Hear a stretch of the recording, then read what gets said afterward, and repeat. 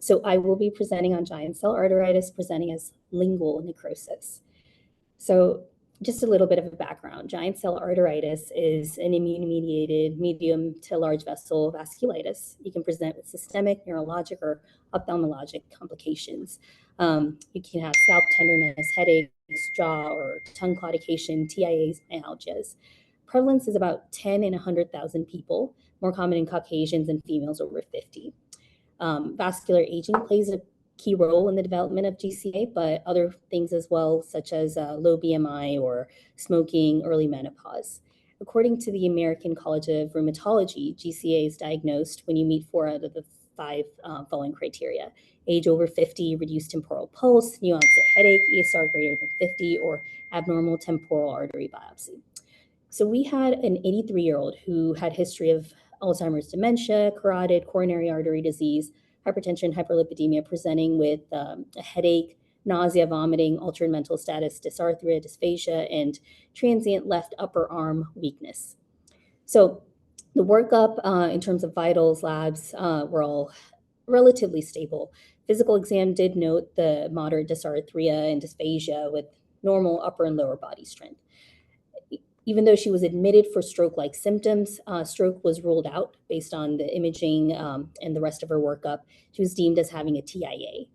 But during her hospital course, around day 2, she developed this white discoloration. It progressed into ulceration. We did a CT maxillofacial, and it showed no soft tissue inflammation or airway narrowing. She got nystatin and fluconazole, but this discoloration worsened into a black color, and you can see that in the left lower corner. Her ESR and CRP were elevated at 13.8 and 105. CT soft tissue noted heterogeneous necrotic or cystic enhancement of the anterior tongue. CTA head and neck noted this abnormal vascularity, but no focal artery occlusion. Infectious disease and ENT were consulted. At this time, they did an oral swab of her mouth, and she was positive for HSV. She got acyclovir.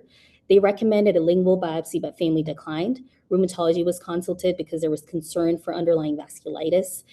They started high-dose steroids. CTA aorta thoracic was ordered to rule out aortitis, and that was ruled out. ID recommended a 6-week course of acyclovir because HSV can prolong or it's known to cause vasculopathy.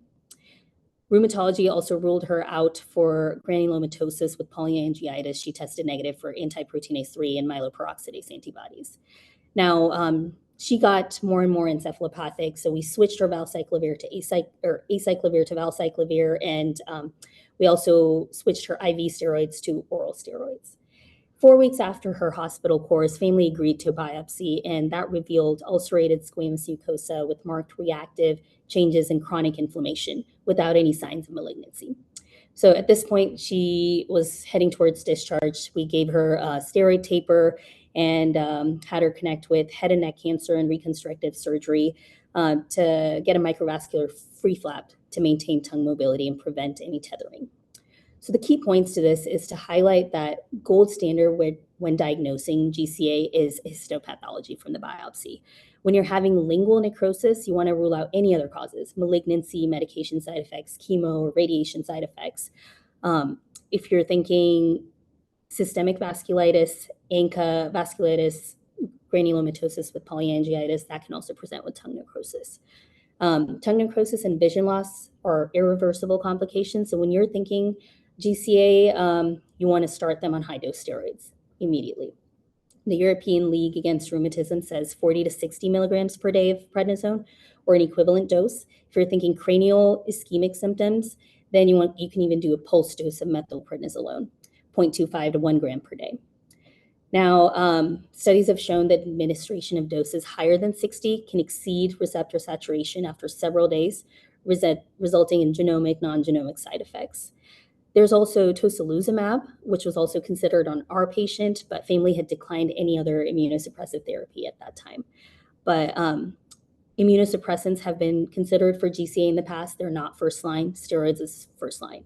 You can use tocilizumab along with steroids to reduce your risk for recurrent GCA. So those were the key points from the presentation.